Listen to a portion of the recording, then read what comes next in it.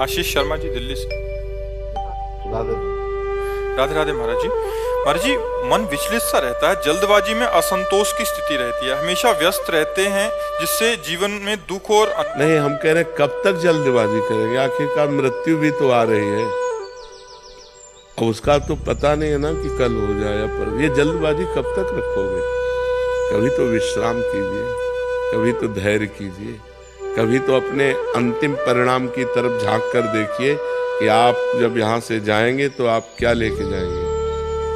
वो चीज तो कमा रहे हैं कि नहीं कमा रहे हैं जो लेके जाना है। इस देश की कोई भी चीज नहीं जाने वाली, शरीर सहित सब कुछ यही छूट जाएगा। उसके लिए जल्दबाजी है, और मृत्यु आ रही है, वो तुम्हारी एक एक सेकंड गिन रही है।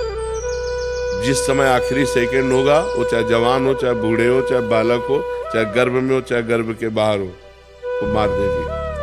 अब जब यहाँ से हम जाएंगे तो हमारे पास क्या है? यदि नाम जप किया है तो हमारे पास है, या पाप कर्म किया है, पुण्य कर्म किया है, वो हमारे पास है। तो ज्यादा क्या हमने किया है, ये मरने के पहले गणित लगा लो। अगर पाप किए हैं तो उस गठरी में आग लगाओ, नाम जप करके, तीर्थयाटन करके, दूसरों को सुख पहुंचा करके। जल्दबाजी ज्यादा ठीक नहीं है। कब तक करते रहोगे? पूरा जीवन हो गया, कभी विश्राम भी तो सोचिए, कब विश्राम मिलेगा? ये हो जाए, फिर ये हो जाए, फिर ये हो जाए, फिर ये हो, ये क्रम बना ही रहेगा। आज तक किसी का ऐसा नहीं हुआ कि अब मैं ये करना है, ये करना है, ये करना है, यही भ्रम बना रहता है। लेकिन मुझे भगवत प्राप्ति करनी है, मुझे भगवान से मिलना है, मुझे अब इस जन्म में ऐसा भजन करना है कि अगला जन्म ना हो। इसके विषय में कौन सोचता है?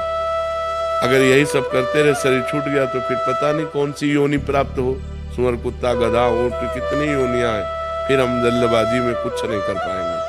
तो हमें विवेक चाहिए, हम नाम जप करें, भगवान का चिंतन करते हुए कार्य करें, और बहुत धैर्यपूर्वक कार्य करें। जल्दबाजी में कभी भी हमारा शरीर छूट सकता है, हमारे हाथ क्या लगेगा।